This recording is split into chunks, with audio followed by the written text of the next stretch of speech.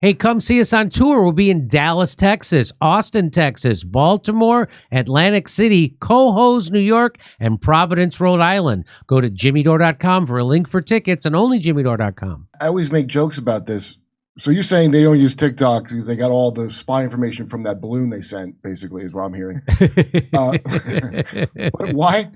Like, why do we make our, and this is like a dumb joke I say, but, and just correct any parts of what I'm saying is dumb here, but like, why do they make our shoes and phones and viruses for us if we're enemies with China? I hear people talk bad. You know, when people trash China, they'll say the CCP. Like how I always say Zionist, because I don't blame Judaism for what Israel does. I say Zionist. And I don't hear people say they don't like Chinese people. Like, I don't like the CCP. And that's like the kind of way of saying it. But we do a lot of trade with them. So I'm just bewildered. Like, we're back in Wuhan making viruses again, as far as I know. Is that correct? Yes, we are. So how are they our enemy, but we do that there? That I like, no one's ever really explained to me how that works. Well, the United States had a plan for China. The plan was, when the United States normalized with China, that it would push China to become a so-called Western-style democracy. That by integrating China into the world market, dividing it from the Soviet Union, essentially creating a huge rift in the socialist bloc, that this would be the downfall of not just the Soviet Union, but also China, in China's model of socialism. This was ultimately the plan. The problem is that China didn't want to play ball in that way. So what China did was it said, yes, we want to be part of the world economy. We don't want to be sanctioned. That's what would have been the reality for China, that China wasn't recognized, the People's Republic of China, from 1949 to 1971 at the United Nations, because the United States wouldn't allow it. The Republic of China, based in what was in Formosa, now Taiwan, was recognized as the government of China, even though they were the loser nationalist party that got kicked out for being far too amenable to Japanese and US empire. So when this happened, China said, we are going to be part of the world economy. We have a lot of workers and laborers here. We can develop ourselves and you can make massive profits because our labor is going to be very cheap because we're very poor here. But we are not going to allow you to keep us poor. We're not going to let you turn us into some kind of neo-colony, which is what most of the global South ended up becoming during the age of U.S. What is it called? The New American Century, the IMF, all of that. Japan took them down. Yeah, this is exactly what happened, and China was very aware that this was going to be the plan. So what they did is say, well, no, we will open up, but it's going to have to be fair. This is what you hear it all the time, Kurt, Jimmy. You hear it all the time. What does Mike Pompeo? What does Marco Rubio? What do they always say? China's stealing our things. China is stealing our ideas, our patents, all this. No, what China said was, if you enter into a venture with our companies get to learn and understand what you are doing. This is just business. In order for you to use our capital, our labor, whatever it is, in order to reap your side of the profits, well, we want to learn. We want to understand what's going on. So they do. They learn. But it's still up to the Chinese people to do it better. It's still up to the Chinese people to compete and to form their own businesses. So that's what happened. And then China ended up doing better. And China ended up building businesses and companies in industries and moving fast. And now the United States is falling behind in so many different industries. You see this in electric vehicles. The United States is way They have flying behind. cars in China now. Yeah, China has flying cars. Are you joking? Yeah, I went there, dude. I went there. You're right about the homeless thing. At the time, this is just before Trump got in. And they kind of liked him, by the way, when I was there, because he's like a businessman. That's how what Chinese people. Trump in China. Yes. Yeah, they liked that. They had no problem with anything the way liberals here talk about Trump. But the thing I noticed, and I was curious about, because a lot of people just always wore masks from the bird flu days. And I used to make a joke about this when I got back. And I was like, this is like being in Blade Runner, like I went to the future. And sure enough, it was the future, except I guess we don't have we don't have flying cars like China, just mask people. So that COVID response, I saw videos of people howling out of their, I know Chinese like their overall government. When they poll them, they tend to like the top and be mad at local government when they're mad, which I'm all for that, by the way. But with the COVID, like here, it was a nightmare, and Canada was a nightmare.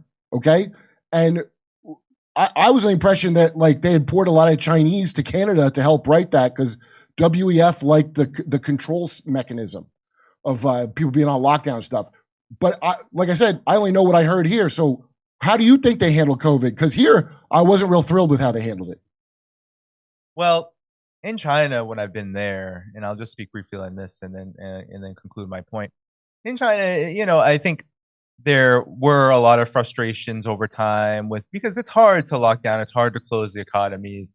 I know in Shanghai the frustrations were probably the highest, but truthfully, in China, the biggest priority and concern, regardless of what our feelings may be about the virus itself and what happened here and what happened, especially in the West, the biggest concern was ensuring that like older people and things like that, and people like that, vulnerable people, didn't die. So people were actually, even though they knew, you know, no one's happy about the massive inconvenience and the problems that occurred from it. Overall, I think they supported the government and still do. But you know what? China's response, one of the things, even though I don't think there could be a good response to something like this, the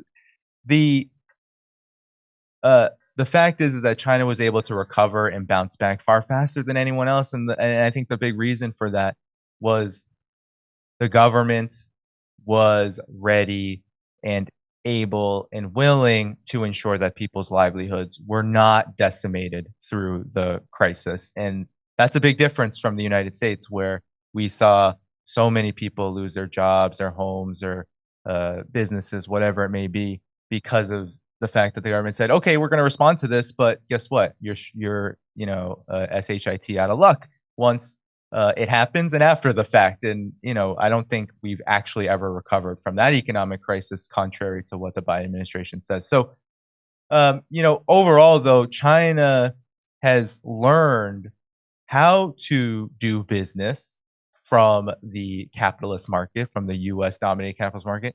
And it ended up building an economy through various industries that, because it has a government, and people think this is bad, Marco Rubio, these guys, who knows what Donald Trump will say when he's finally in office, but it's unfair, right? Janet Yellen, it's unfair. Government subsidies. This is exactly what the United States did during World War II to ensure that the United States didn't end up in a Great Depression that lasted 30, 40, 50 years. Like, that's what would have happened in the United States if the US government didn't say, we're going to pump our military industrial complex full of money, and we're going to allow that to ricochet all across the industries in the United States, the industrial heartland, and that will build jobs, and that will build what people thought was a middle class at that time. China essentially has done the same thing with its own characteristics, and now companies like BYD, and now its car industry, and now industries across the board just lead everything. 37 out of the 44 most advanced technologies are being led by China. And the semiconductor industry, even though it's still behind technically to Taiwan and all of that, it's going to win that race eventually too, if the United States keeps shooting itself in the foot like it's doing with TikTok.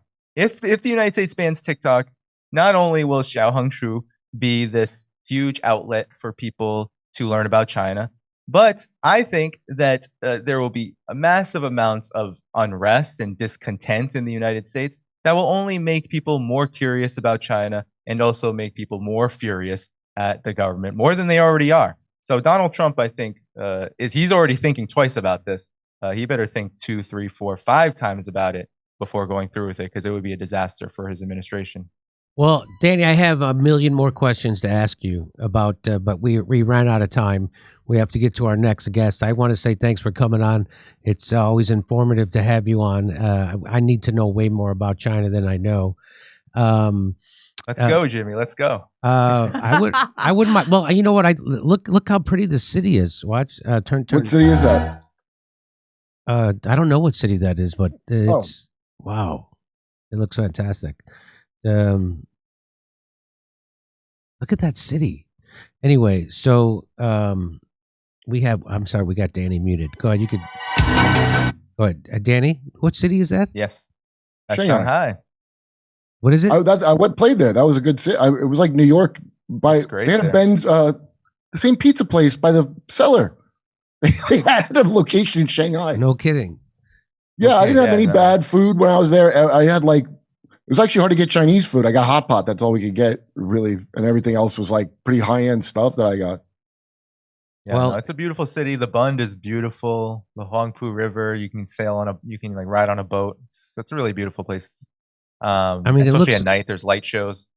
It looks kind of amazing.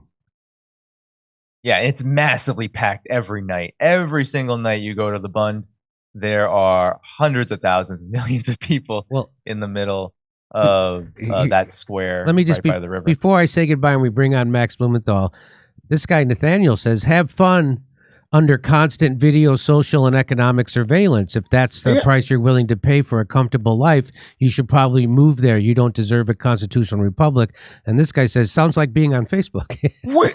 I live in that now. I live in that now. Oh, when I went to China, I didn't think I lived in that, and I was like, in the future, I will. But you know, even that social credit system that They're- people trash, it's not like here the way it would be done. Their cops don't have guns, okay? Yeah. So people that break the, you know, Ari Shaffir was out there when they had that sewer oil street noodle. You couldn't eat street noodles. So how are you going to bust those crimes? That's why they started doing that the most. You know, like you'll hear that MMA guy. I think it was pretty screwed up how they did him, but I've already seen 20 of those here in America. I can't even point at China and go, "Oh, we don't do that. We do it like worse." Okay. Yeah. So, all right, we got to run, but Danny, thank you so much again. We'd love to talk. I mean, I don't want to talk about this for another half hour, but we got to go. Everybody, check out Danny Haiphong show on YouTube. It's doing really well. Always great to see you, Danny. Take care, brother. Thanks so much, Jimmy. Take care. Bye, Danny. Hey, come see us on tour. We'll be in Dallas, Texas, Austin, Texas, Baltimore, Atlantic City, Cohoes, New York, and Providence, Rhode Island. Go to jimmydore.com for a link for tickets and only jimmydore.com.